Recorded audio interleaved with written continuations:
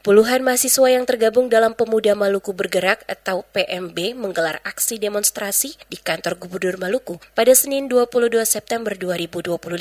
Dalam aksi tersebut, massa mendesak Gubernur Maluku untuk mengambil langkah konkret dan mendorong percepatan penempatan status Jalan Lingkar Ambalau agar berada di bawah kewenangan pemerintah Provinsi Maluku. Ismail Sowakil, perwakilan dari PMB, meminta Pemprov Maluku bersama Balai Pelaksanaan Jalan Nasional melakukan kajian teknis dan administrasi guna memenuhi syarat perubahan status jalan sesuai regulasi. Kajian tersebut dinilai penting mencakup aspek kelayakan fungsi, manfaat strategis, serta konektivitas di wilayah pulau-pulau kecil seperti Ambalau. Selain itu, massa aksi juga mengingatkan seluruh pemangku kepentingan di tingkat kabupaten, provinsi hingga pusat bahwa akses jalan yang layak merupakan hak dasar masyarakat.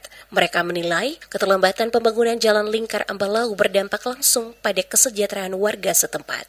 Dalam tuntutannya, PMB mendesak Gubernur Maluku segera berkoordinasi dengan Bupati Buru Selatan untuk mengalihkan status Jalan Lingkar Ambalau ke kewenangan APBD Provinsi Maluku. Selanjutnya, pelaksanaan dan pemeliharaan jalan dapat dilakukan oleh BPJN dengan dukungan anggaran yang lebih kuat dan berkelanjutan. Pemerintah Provinsi Maluku harus segera mengambil keputusan tegas untuk mempercepat pembangunan infrastruktur Jalan Lingkar Ambalau. Hal ini demi mendorong pertumbuhan ekonomi, memperkuat konektivitas antar desa, dan meningkatkan kesejahteraan masyarakat.